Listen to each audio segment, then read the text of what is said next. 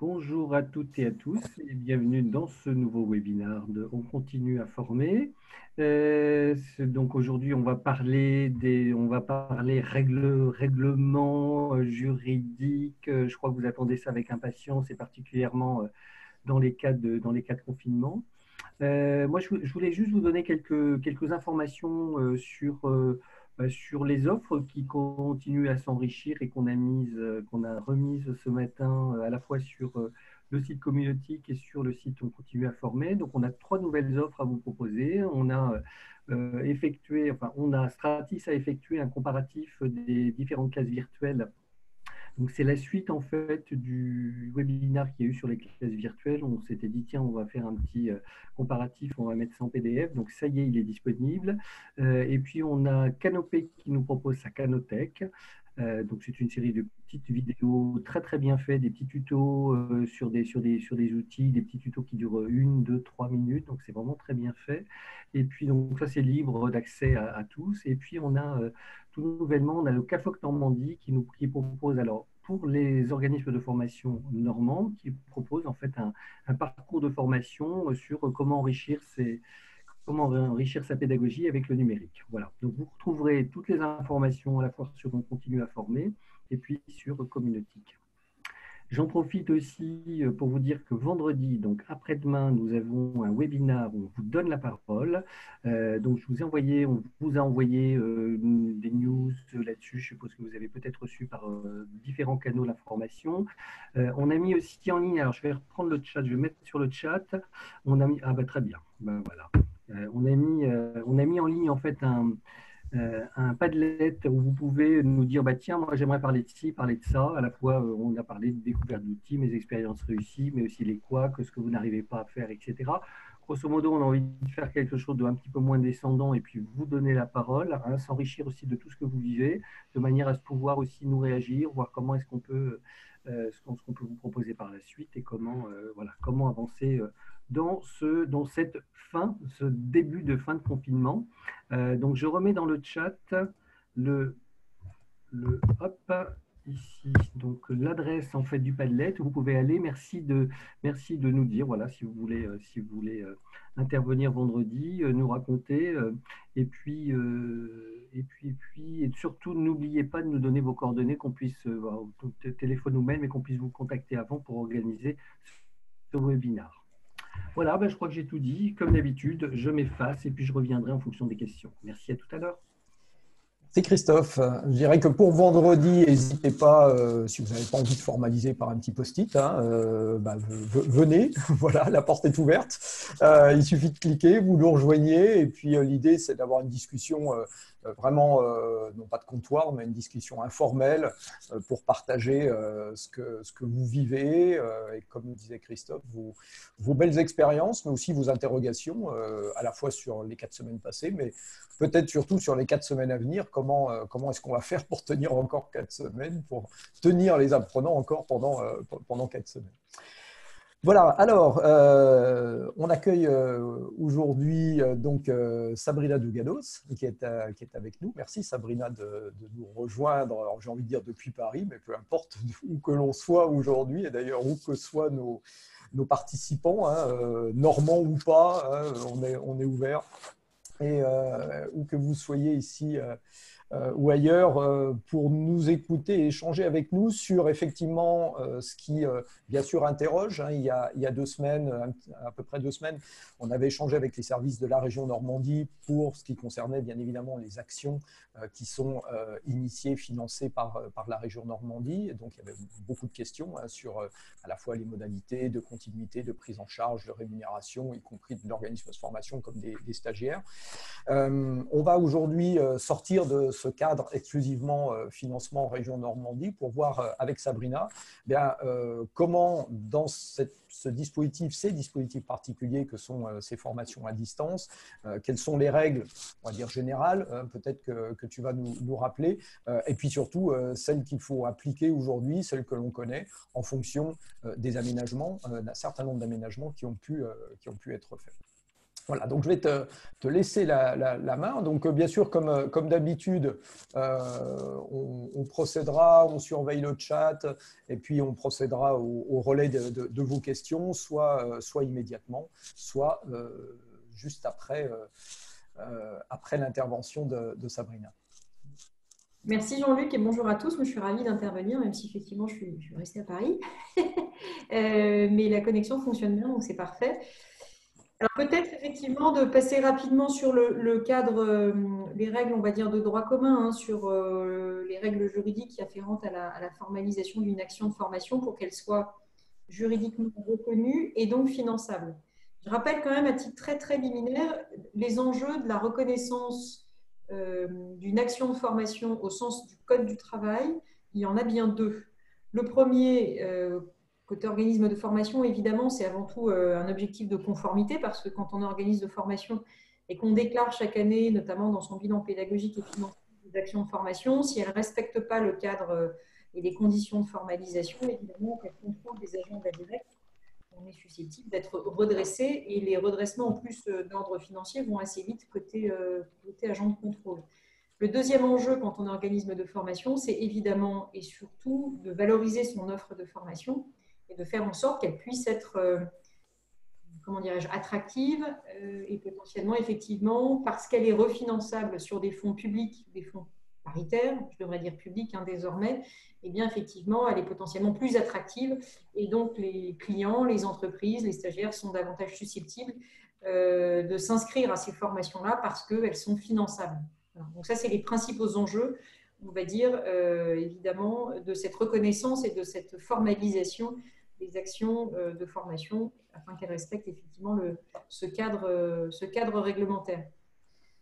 Alors, la belle nouvelle, c'est que l'action de FOD, la formation ouverte ou à distance, c'est bien une modalité pédagogique qui peut être réalisée en tout ou partie sur l'intégralité du parcours de formation, quel que soit le dispositif d'accès mobilisé.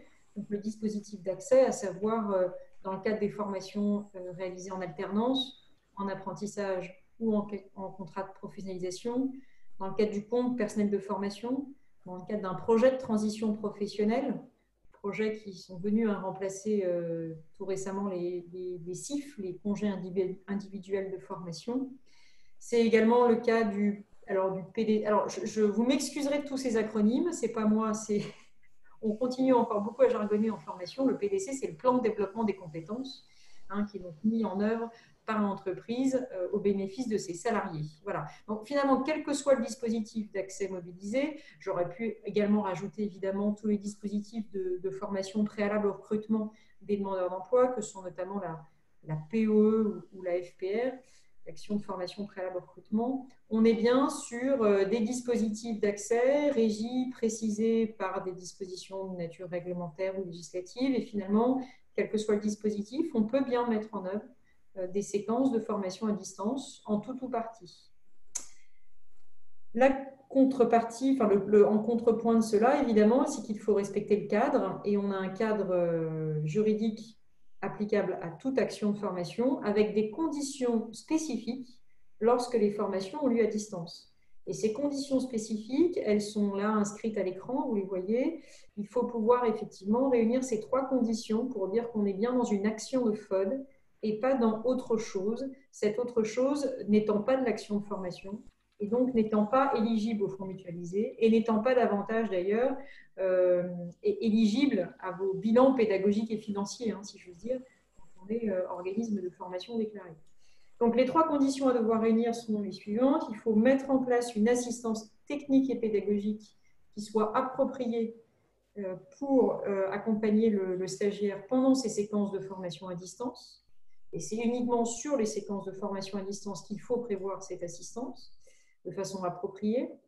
La deuxième condition, c'est une information du stagiaire sur les activités pédagogiques qu'il va devoir réaliser à distance et la durée moyenne pour les réaliser. Donc là, activité pédagogique telle que d'ailleurs le décret d'application de la loi Avenir professionnel l'a codifié à cet article D6313-3-1 du Code du travail. Je vous ai mis la référence, elle est importante. Ce terme d'activité pédagogique est bien évidemment plus large que la simple exécution de travaux. Là où je veux en venir, c'est que des séquences de formation à distance ne veulent pas nécessairement induire la production de travaux par le stagiaire. Tu peux très bien être en mode davantage passif, à suivre des séquences de formation à distance sans forcément produire quoi que ce soit. Et pour autant, ce sera bien une activité pédagogique. Et cette activité pédagogique qui consiste à suivre des séquences de formation à distance, il faut pouvoir les estimer, c'est-à-dire déterminer une durée moyenne pour réaliser ces différentes activités. Et puis enfin, la troisième condition, ce sont les évaluations qui doivent sanctionner et éventuellement jalonner d'ailleurs l'ensemble du parcours ou conclure l'action de formation, évidemment une ou plusieurs évaluations en cours ou en fin de formation. Tout ceci dépend évidemment des objectifs pédagogiques et puis évidemment aussi de la durée de la formation. Plus la formation est longue et totalement réalisée à distance, plus on devra évidemment, de façon assez adéquate et évidente, proposer et assurer des évaluations en cours de parcours afin d'assurer le bon suivi de la progression pédagogique du stagiaire. Voilà. Sabrina, si on comprend bien, enfin, je crois que effectivement les trois conditions sont importantes dans le sens où elles s'articulent et sont complémentaires parce que, comme tu le précisais, une activité pédagogique peut être quelque chose que je vais qualifier de passif dans le sens où on n'a pas une production, comme tu l'expliquais, à faire. Consulter un document, que ce soit à l'écran ou un document qu'on imprime, consulter une vidéo, peut être considéré comme effectivement une de ces activités pédagogiques. Mais pour pouvoir, et je pense que tu vas nous en parler après, on va dire attester de la réalité de cette activité pédagogique, il est intéressant de se dire, effectivement, on va évaluer, enfin l'évaluation peut venir effectivement attester que la personne a bien réalisé l'activité et a répondu, par exemple, à quelques questions à l'issue de la consultation de la vidéo, si je prends cet exemple-là. Oui, tout à fait. C'est-à-dire que ce qui est intéressant, c'est que, d'ailleurs, je crois que c'est complété par la slide qui suit. Je ne connais pas par cœur, mais si, voilà. Ce qui est intéressant, et tout ceci fait assez système, c'est-à-dire que une fois que le décret d'application de la loi Avenir professionnel est venu revisiter finalement les textes réglementaires antérieurs en redéfinissant ces fameuses conditions d'une façon plus souple. Je vous fais grâce du comparatif avant-après la loi Avenir professionnel, mais globalement, si avant la loi Avenir professionnel du 5 septembre 2018, la FOD était déjà reconnue juridiquement et donc possible pour toutes les actions de formation, continue ou apprentissage d'ailleurs, ce qu'a changé la loi, c'est qu'en revanche, elle a simplifié les conditions de réalisation des actions de FOD, elle a assoupli le cadre réglementaire, et donc c'est notamment ce fameux décret qui a concrètement assoupli les règles. Elle les a tellement assouplies qu'elle a suscité beaucoup d'interrogations et beaucoup de questions. Pourquoi ? Parce que en fait, le législateur n'est pas du tout prescriptif sur le sujet de la FOD. Et quelque part, c'est assez sage de sa part parce que ça permet de bien prendre conscience de ce que la modalité pédagogique à distancielle, elle est particulièrement riche, variée, et que finalement, on ne peut pas appréhender tous les cas de figure. Donc, ce que dit le décret, c'est que pour pouvoir démontrer que l'action de formation à distance a bien été réalisée, eh bien, ça se démontre par tout élément probant. Et là, évidemment, ça en a laissé circonspect plus d'un, c'est-à-dire que par tout élément probant, c'est bien, mais c'est tellement finalement souple et très ouvert que pour certains, notamment certains organismes de formation d'ailleurs, ça a suscité un peu des formes d'angoisse en se disant mais finalement c'est quoi l'élément probant pour telle modalité pédagogique, quelle va être ma pièce justificative adaptée? Alors au passage d'ailleurs, j'en profite pour le souligner, c'est la raison pour laquelle le FOD avec la DGEFP ont contribué à produire un guide justement qui a été publié récemment, un guide justement sur la formalisation des actions de FOD avec un peu en guise de bonne pratique pour chaque modalité distancielle de formation, quelle est finalement la pièce probante la plus adaptée, en tout cas des suggestions de pièces probantes adaptées en fonction des techniques de formation utilisées à distance. Donc, on le voit bien, c'est vrai que c'est hyper souple. Le tout élément probant, c'est finalement à l'organisme de formation de déterminer quelle va être la modalité, la pièce justificative la plus adaptée en fonction effectivement de l'activité pédagogique qui est proposée aux stagiaires. Il est évident que les évaluations, type QCM ou évaluation en ligne, La remise de travaux sont évidemment des pièces probantes idéales parce qu'elles résultent évidemment d'une production du stagiaire qui permet bien de démontrer qu'il a participé activement dans le cadre de son parcours pédagogique. Mais ce ne sont pas les seuls. De façon plus technique, on peut très bien aussi considérer que la traçabilité des éléments de connexion, d'un point de vue informatique, on parvient à démontrer que les stagiaires se sont bien connectés à distance, ça participe là encore d'une pièce probante qui est tout à fait intéressante. Là où nous, on a mis le curseur au niveau du FOD, c'était dire attention à ne pas franchir, si j'ose dire, la ligne rouge, au-delà de laquelle on considère qu'on met un peu tout le monde en risque, aussi bien d'ailleurs l'organisme de formation que l'employeur du stagiaire, c'est sur les relevés de temps de connexion. C'est-à-dire qu'on considère que les relevés de temps de connexion, qui étaient à l'origine souvent d'ailleurs la première pièce justificative, souvent demandée par certains financeurs paritaires, je vais notamment viser les ex-OPCA, et bien finalement, on a considéré à juste titre que c'était d'abord, ça ne constitue pas à lui seul une pièce justificative suffisante, parce que je peux très bien être connecté pendant 3 heures derrière mon ordinateur et faire tout à fait autre chose. Et surtout, c'est pas cette présente des risques d'un point de vue juridique, dans le sens où un salarié assez mal intentionné pourrait vouloir rester des heures derrière son ordinateur connecté pour après aller demander à son employeur des récupérations d'heures supplémentaires.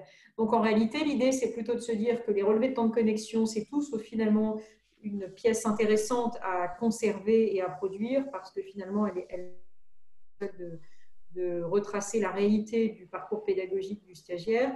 Et finalement, ce qui est intéressant, c'est que le dernier décret d'application de la loi avenir professionnel entérine un peu cela en considérant que ce sont bien des durées moyennes qui doivent être prises en compte et non pas des durées effectivement réalisées. D'accord. C'est relevé, que ce soit d'ailleurs sur les plateformes de formation, les LMS, ou sur les outils de classe virtuelle comme on a actuellement, peuvent malgré tout continuer d'être collectés comme éléments complémentaires oui, à l'ensemble des preuves, quoi. Tout à fait. C'est un peu cette notion de faisceau d'indices où je vais avoir un agglomérat finalement de différentes pièces, de différents éléments qui contribuent à démontrer que j'ai bien une action de formation. D'accord. Alors, sur les points qui en bas de ta diapo, on a des petites questions dans le chat sur, effectivement, qui peut interroger, donc tu vas certainement nous l'expliquer, pourquoi un traitement différent du côté des OPCO, enfin entre les OPCO et les autres financeurs finalement. Alors ça, c'est une très bonne question. Merci à Jean de l'avoir posée. Ah, mais c'est une très bonne remarque. D'ailleurs, certains pensaient, ou pensent encore d'ailleurs, que le certificat de réalisation, c'est la pièce justificative opposable à tout financeur. Et en réalité, non seulement ce n'est pas tous les financeurs, mais ce n'est même pas tous les financeurs paritaires, c'est-à-dire ceux qui sont créés par les partenaires sociaux, puisque vous voyez, le certificat de réalisation, c'est la pièce que l'on doit produire quand on a une prise en charge par un opérateur de compétences. Mais ce n'est même pas cette pièce-là qui doit être produite quand on a une prise en charge par une CIPIR, vous savez, les associations qui ont été renommées Associations Transition Pro et qui ont vocation à financer les projets de transition professionnelle. En gros, les ex-FONGECIF, niveau passif. Donc, pourquoi les OPCO et uniquement les OPCO? Parce que la DGEFP s'est attachée en fait à harmoniser les pratiques de prise en charge au sein des OPCO, en ayant fait le constat que dans les pratiques antérieures des ex-OPCA, il y avait trop de pratiques divergentes en particulier d'ailleurs quand il s'agissait de prendre en charge des actions de FOD, et que ce constat a porté uniquement sur les OPCA et pas sur les autres financeurs.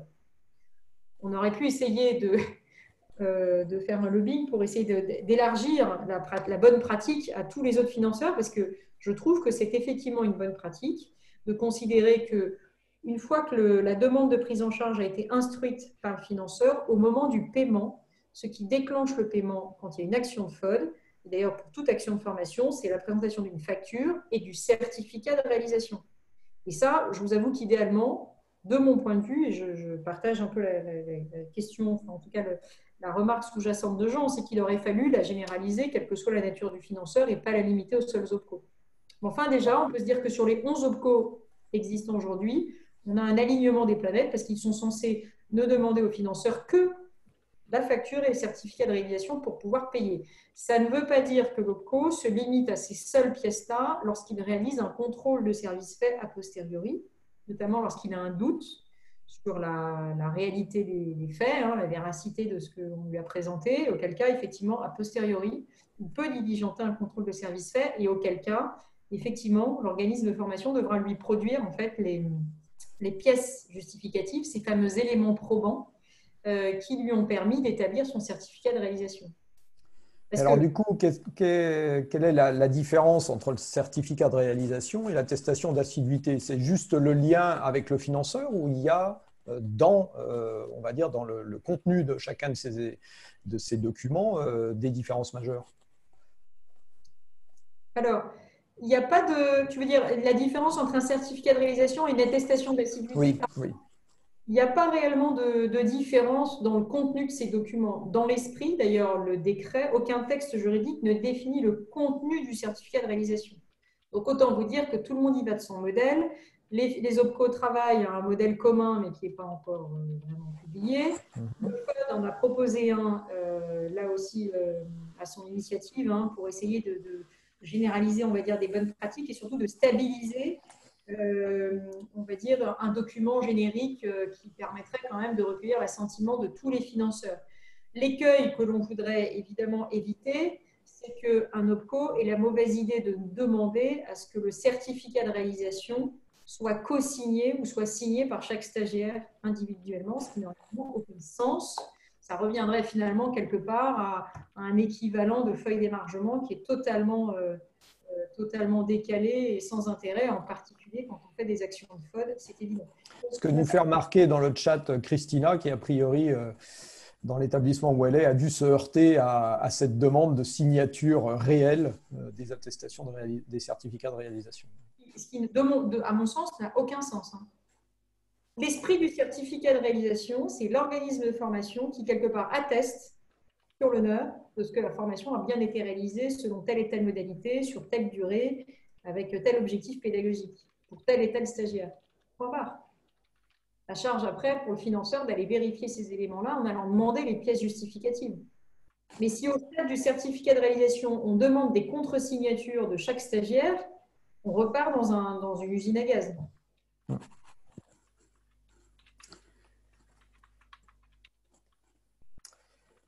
Alors, est-ce qu'on a des aménagements, du coup, compte tenu qu'on est passé à grande échelle, on est passé de quelques pourcentages, d'un faible, peut-être moins de 10% des formations 100% à distance, à des formations massivement, puisqu'il n'y a plus en ce moment que des formations à distance. Et donc, du coup, est-ce que j'imagine qu'un certain nombre d'organismes de formation se sont un peu bridés en disant « Ouh là là, ça va être compliqué, on va avoir des soucis pour se faire payer », parce que faire la formation, c'est une chose, mais il faut être quand même assuré de pouvoir être payé par le financeur. Donc, il y a quelques mesures d'aménagement, si je comprends bien, qui ont été proposées. Oui, tout à fait. Alors, les mesures d'aménagement, elles portent davantage, vous allez voir sur la slide d'après, sur les règles de prise en charge des formations, avec des règles qui sont évidemment pas homogènes, qui sont, on pourrait le dire, presque discriminatoires, en fonction du dispositif d'accès qui est mobilisé.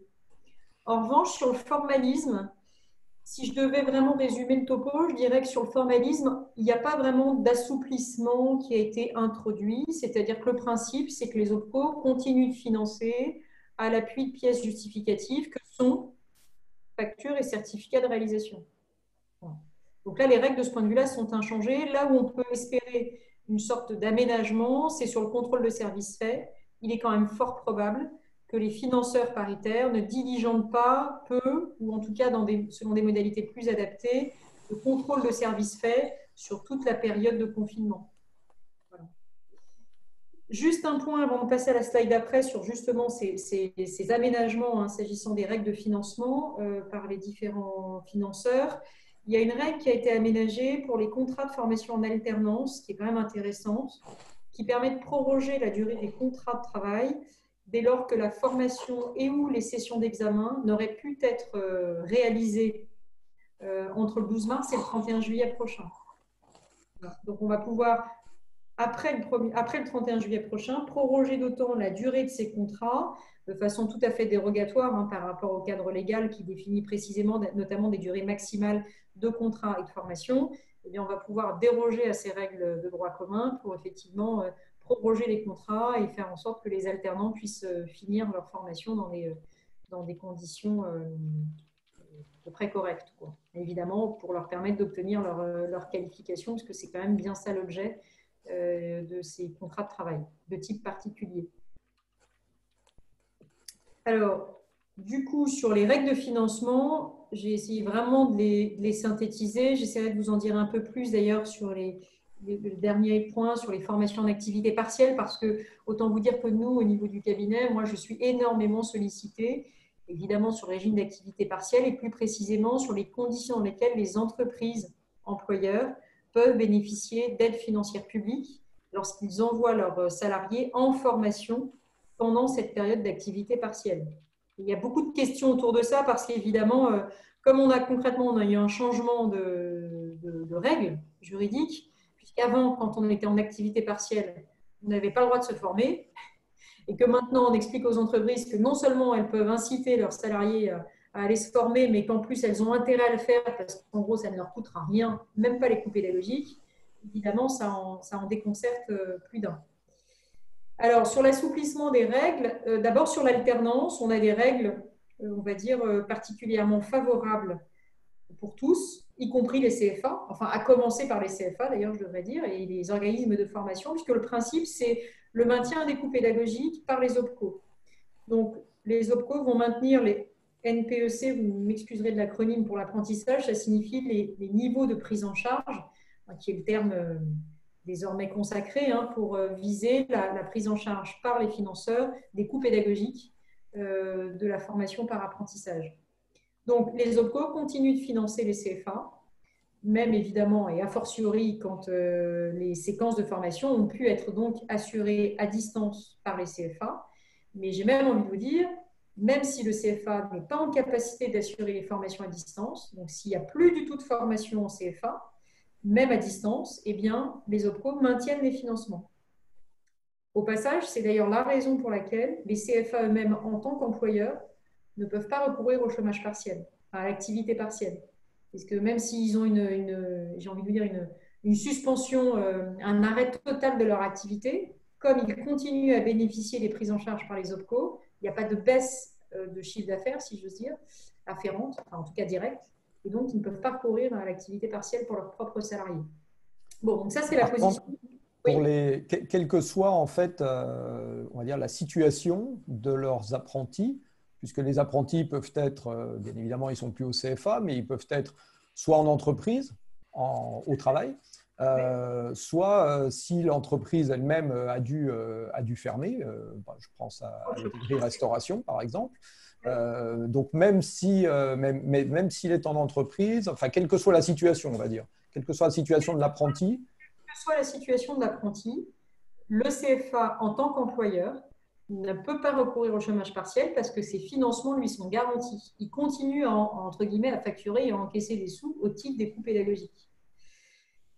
Voilà, et après le CFA, deux possibilités, soit il est en capacité d'assurer des formations à distance, auquel cas les temps de formation vont bien être maintenus en fait, et donc il y a une poursuite de l'activité côté apprenti sur ces temps de formation. Et donc si l'employeur de l'apprenti veut mettre au chômage partiel l'apprenti, il pourra le faire, mais uniquement sur les temps de formation en entreprise, puisque temps de formation en CFA, ils sont maintenus dans le cadre de formation à distance. Dans la plupart des cas, aujourd'hui, sur les cas que j'ai eu à connaître, c'est quand même beaucoup de cas dans lesquels les CFA ne sont pas réellement en capacité d'assurer les formations à distance. Et donc, en fait, les apprentis ont été mis au chômage partiel, y compris sur la partie CFA. D'accord. Contrat de pro, a priori, alors je suis prudente, donc je vous l'ai mis là en mode point d'interrogation, mais a priori, les OPCO ont eu la même instruction pour les contrats de professionnalisation. En fait, il y a un petit cafouillage au niveau de la DGFP.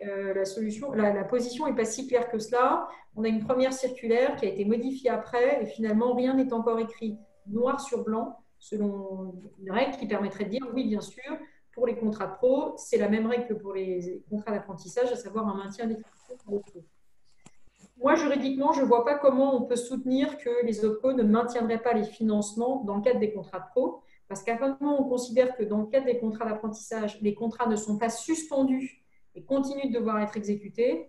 C'est les mêmes objectifs grosso modo, hein, c'est des contrats de formation d'alternance qui ont les mêmes objectifs, in fine, de permettre aux jeunes d'obtenir une qualification. Je ne vois pas comment on peut discriminer et pas traiter de la même façon les alternants en contrat pro. Sur les congés de transition professionnelle, et puis plus globalement d'ailleurs sur toutes les autres formations dans le cadre du CPF, dans le cadre du plan de développement des compétences, là on a des positions très claires qui consistent à dire s'il n'y a plus de formation, il n'y a plus de financement, s'il y a une formation à distance, il y a un maintien des financements avec, notamment dans le cadre du congé de transition professionnelle, un allègement de la pièce justificative à devoir produire parce qu'on parle d'une simple déclaration de réalisation qui devra être produite par l'organisme de formation. Ne me demandez pas la différence entre une déclaration de réalisation et une attestation d'assiduité. Ça devient trop subtil pour moi, mais je crois que l'intention là de l'administration, c'était de dire qu'en clair, le simple fait d'avoir ajouté l'adjectif une simple déclaration de réalisation, parce que c'est ça qui figure dans la question-réponse de l'administration, ça laisse entendre quand même que les CEPIR, les associations de transition pro, ne devraient pas devoir réaliser de contrôle a posteriori sur ces séquences de formation à distance.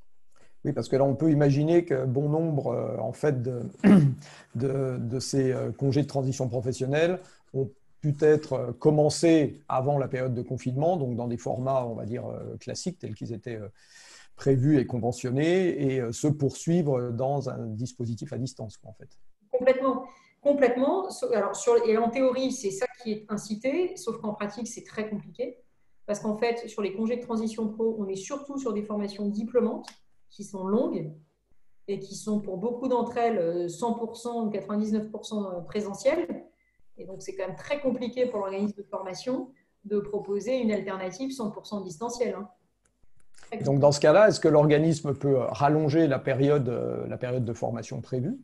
Alors, dans ce cas-là, la possibilité, c'est de signer un avenant à la convention de formation pour prévoir un report des séquences de formation après le confinement. D'accord.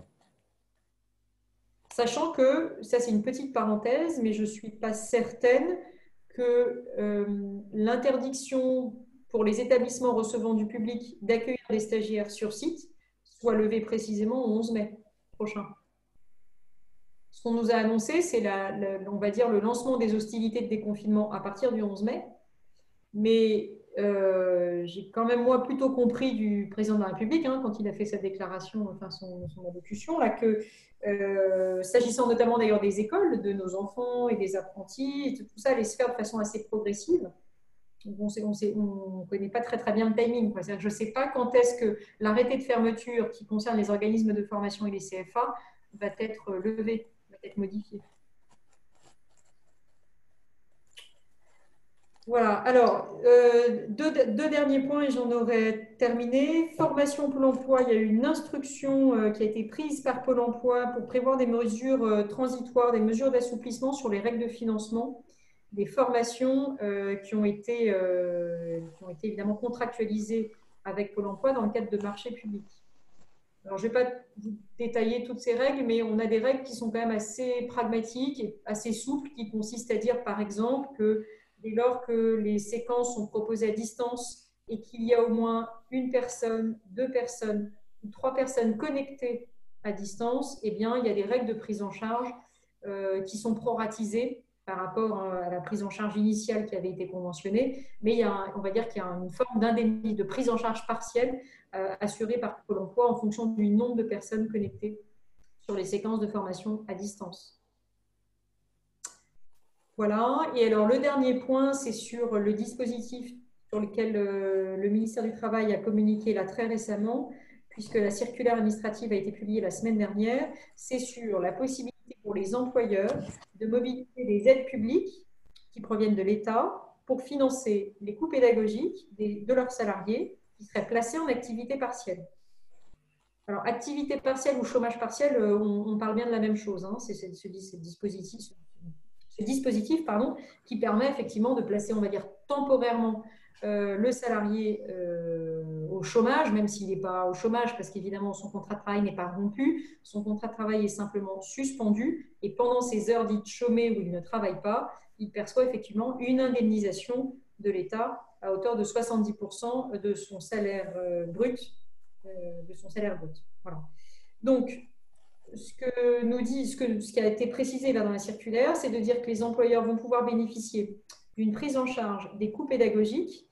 Donc, concrètement, lorsque l'employeur achète de la formation, achète des séquences de formation à distance, parce que par définition, dans la période de confinement, c'est que de la formation distancielle qui peut être achetée par des entreprises, eh bien, ces factures vont pouvoir être remboursées par l'État dans le cadre d'un conventionnement qui se fait entre l'employeur et la directe.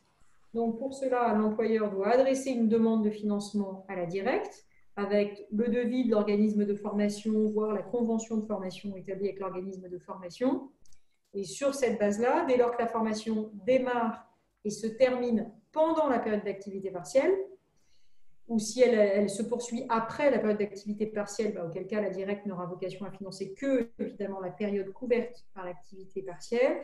Et ce qui est prévu, c'est quelque chose qui est assez inédit, c'est-à-dire une prise en charge à 100% des coûts pédagogiques, une prise en charge qui n'est pas plafonnée. La seule chose que nous dit la circulaire, c'est qu'en dessous de 1 500 €, c'est par formation, par salarié, c'est quasiment automatique, c'est-à-dire une prise en charge garantie, on va dire entre guillemets, sans vérification ou instruction préalable de la directe, ça se fait très facilement. Là, on va dire que la validation par la directe est quasi automatique, je ne devrais pas le dire comme ça, mais en tout cas, voilà, le process est allégé. Au-delà de 1 500 €, la directe instruit davantage le dossier pour vérifier un peu l'adéquation et la réalité des coûts pédagogiques. Voilà, parce que le postulat de départ, en fait, la position qu'a pris la DGEFP, c'était de se dire, comme ce sont que des formations distancielles qui peuvent être assurées pendant la période, on peut sans trop de risque prendre l'engagement de financer 100% des coûts pédagogiques parce que comme c'est du distanciel et qu'a priori on ne part pas sur des formations de 700 heures, ça ne devrait pas coûter trop cher. Voilà, individuellement pris par individu. Voilà. D'accord. Ok, et donc on est bien d'accord que le point, on va dire la condition préalable, c'est que le ou les salariés de cette entreprise soient déjà reconnus, je ne sais pas si c'est le terme approprié, en chômage partiel.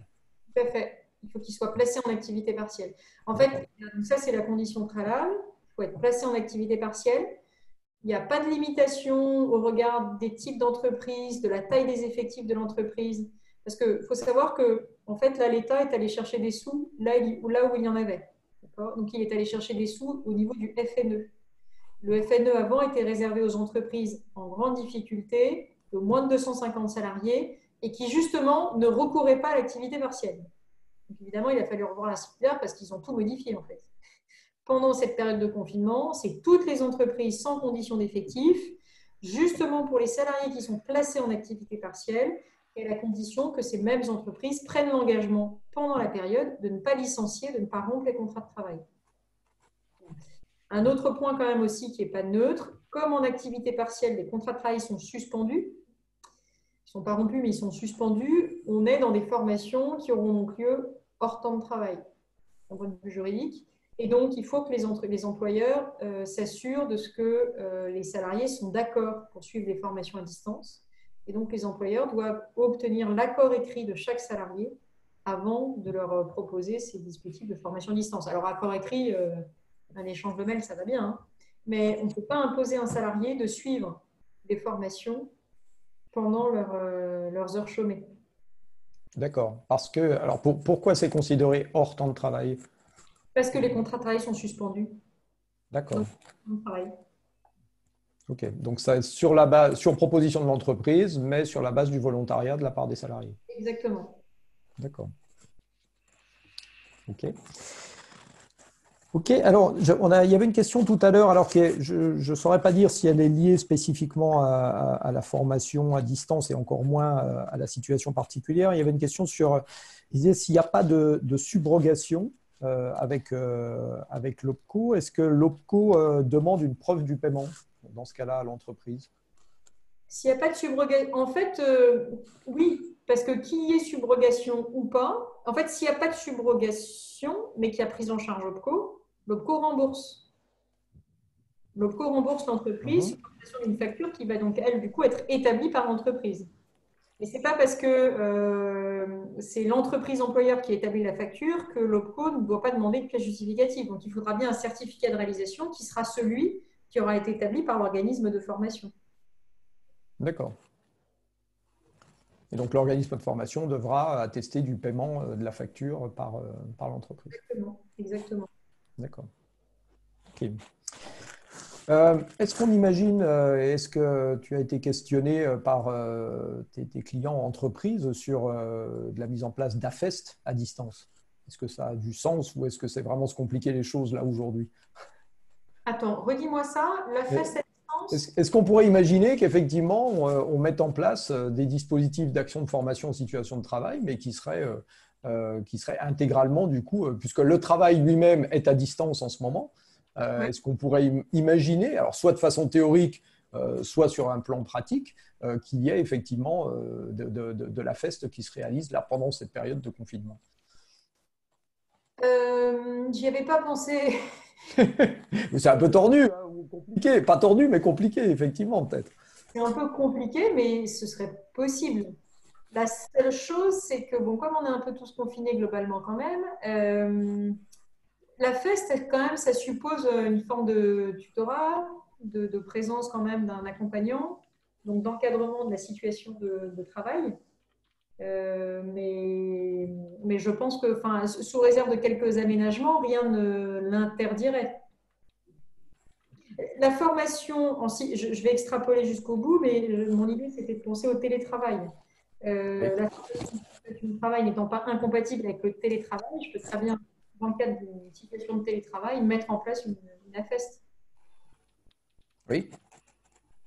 Donc, on va dire, voilà. Donc, Après, a priori possible. Après, c'est a à priori. reproduire toutes les modalités, enfin toutes les conditions, effectivement, de la FEST.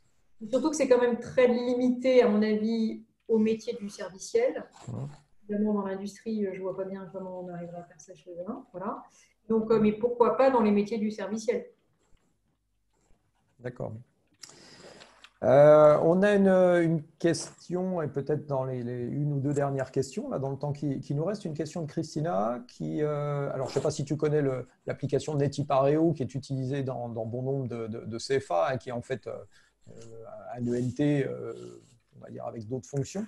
Dit, quel est l'avis sur l'utilisation de Netipareo pour attester de la réalisation des activités à distance, puisque je pense que le jeune peut se déclarer comme étant présent ou absent, ou tout du moins le formateur déclare présent ou absent.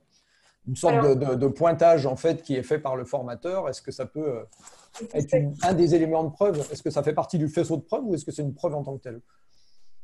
Alors, je pense que très clairement, ça fait partie du faisceau de preuve, mais ça ne suffit pas lui-même. C'est-à-dire que quelque chose qui, parce que finalement, Ipareo, c'est le formateur qui atteste de ce que, qui prend et qui acte du fait que les apprentis ont été connectés, pas connectés. Oui, c'est ce que nous confirme Christina dans le chat. C'est bien le formateur qui atteste de la présence. Donc, c'est un très bon élément de preuve parmi d'autres. Il ne faut pas que ce soit le seul. C'est-à-dire concrètement un contrôle mené par des agents de contrôle sur un CFA pour lequel on a beaucoup de formations réalisées à distance. Et comme mode de preuve sur ces séquences réalisées à distance, nous n'avons que Ipareo, je pense que ça ne suffirait pas. Ça ne suffirait pas pour la simple et bonne raison que pour un organisme frauduleux, si évidemment qu'on ne peut pas… la simple déclaration sur l'honneur du formateur n'est pas probante, quoi. Oui, mais c'est bien effectivement comme le signale François Régis également. Aujourd'hui, quand on fait du présentiel, c'est ce qui atteste de la présence de l'apprenti, en l'occurrence. Alors que là, on a bien une fois de plus la démonstration, si j'ai envie de dire, de l'exigence supplémentaire de preuve dans le cadre des formations à distance. Oui, tout à fait. C'est marrant, j'ai une remarque de Jacques Abécassi sur les modes de preuve possibles. Alors, le coût de la vidéo, bon, pourquoi pas, hein, mais il faut quand même faire attention parce que d'abord, enregistrer une vidéo, ça suppose quand même de recueillir le consentement des personnes filmées en amont. Donc, il y a quand même, on va dire, le cadre réglementaire des données personnelles qu'il faut quand même pouvoir respecter. C'est à la fois données personnelles et d'ailleurs droit à l'image. Et ensuite, je trouve que c'est très, enfin, ça me semble que c'est quand même très lourd. Alors après, ça peut être un extrait vidéo pour démontrer qu'il y a bien la séquence formative qui a pris cette forme-là. Après, filmer l'intégralité des séquences à distance, là encore, c'est vraiment, de la part du financeur ou du contrôleur une présomption dès l'origine de ce que les séquences à distance ne sont pas des vraies formations. Oui. Alors, il y a la solution qu'on pourrait proposer, hein, que Jacques Abécassis pourrait proposer à l'OPCO, c'est, comme on l'a là en ce moment devant notre écran, demander à chacun d'afficher à un instant T avec son visage, avec sa webcam, et de prendre une copie d'écran, dire, voilà, à telle heure, les personnes étaient présentes. Ce qui ne veut pas dire que 5 minutes après, elles soient encore là. Donc, mais on imagine assez peu l'OPCO visualisant l'intégralité des vidéos de bout en bout pour voir si les gens sont restés pendant toute la durée, quoi. Donc, voilà, il y a une certaine abstraction de la réalité des choses après.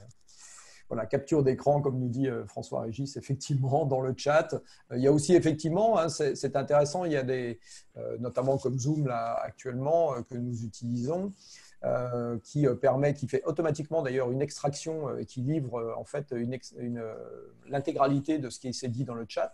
Donc ça peut être intéressant de demander, c'est une forme de preuve de réalisation à chacun de dire voilà, bonjour, je suis là. Alors bien sûr, il ne faut pas se connecter avec un pseudo, il ne faut pas donner un pseudo au démarrage, mais on peut parfaitement imaginer que le formateur dise merci de mettre un message dans le chat au démarrage de notre webconférence et faire la même chose à la fin. Et on aura le chat daté, horodaté, qui est un élément qui constituera pour le coup un élément de preuve complémentaire.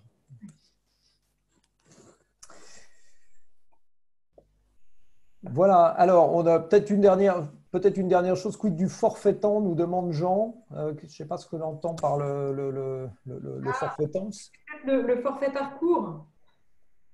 Je ne voudrais pas déformer la pensée de Jean, peut-être ça, parce qu'effectivement, il y a ce concept de forfait parcours qui avait été introduit par un texte réglementaire il y a 2 ans de cela déjà, avant la loi Avenir Professionnel, mais après, entre les deux réformes en fait, entre la loi de 2014 et celle de 2018, on a eu ce concept de forfait parcours qui avait été effectivement introduit pour viser notamment la prise en charge des actions de professionnalisation, en particulier dans le cadre des contrats de professionnalisation, pour essayer de se départir un peu de cette notion de forfait horaire et essayer d'avoir une vision un peu plus large en disant que le forfait parcours, ce n'est pas que un forfait horaire pour prendre en charge une heure de formation, mais ça peut inclure d'ailleurs de façon plus large des séquences avant, après, et puis finalement un agrégat de prestations qui font partie intégrante de la formation, du parcours. Et évidemment, ce concept était tout particulièrement adapté quand on fait des formations multimodales. Voilà. Donc effectivement, la notion de forfait parcours n'existe plus. On ne la retrouve plus dans les textes. Donc on n'a plus ce concept-là. Après, ce n'est pas parce qu'on ne l'a plus que les textes ne permettent pas aux OPCO de travailler sur ces concepts de forfait de façon plus globale pour dépasser la notion de forfait horaire. Mais ceci étant dit, sur la prise en charge des contrats pro, désormais aujourd'hui, on reste quand même beaucoup sur ce référentiel horaire de prise en charge. D'accord, très bien. Très bien, écoutez, je ne vois pas d'autres questions dans le chat. Christophe, peut-être as-tu noté quelque chose au passage? Sinon, non, tu as fait le relais de manière admirable et du coup, j'ai pu me reposer en vous écoutant ou en apprenant. En apprenant, voilà. Très bien. Écoutez, il reste tout d'abord à remercier Sabrina pour être venue nous expliquer à chaque fois un élément supplémentaire. Quand on croit, hein, j'ai tendance à me répéter là-dessus, mais quand on croit qu'on a tout dit sur les aspects juridiques et liés bien évidemment à la formation à distance, eh bien, il y a toujours des précisions. Et c'est vrai que là, tout le monde a été versé d'un seul coup dans ces questionnements hein, sur comment est-ce comment est-ce que j'atteste, comment est-ce que je fais. On l'a vu avec les collègues de Christophe de la direction de la formation tout au long de la vie il y a 10 jours, qu'est-ce que je dois faire, qu'est-ce que je dois fournir, comment je vais être payé, comment tout ça se… faire aussi un vrai souci de la position des stagiaires et de garantir aussi la rémunération des stagiaires, notamment pour les stagiaires demandeurs d'emploi, parce qu'il y a de vraies interrogations, il peut y avoir de vraies craintes du côté des stagiaires eux-mêmes. Donc, c'est important aussi de pouvoir rassurer les bénéficiaires eux-mêmes dans ces situations, c'est clair. Très bien, eh bien, merci de votre participation à toutes et à tous. Merci encore. Et puis, À bientôt. À bientôt et à vendredi pour ceux qui viendront se joindre à nous dans notre discussion autour de comment je mis en place et mes questions sur la continuité pédagogique. À vendredi. Merci, bonne fin de journée. Merci.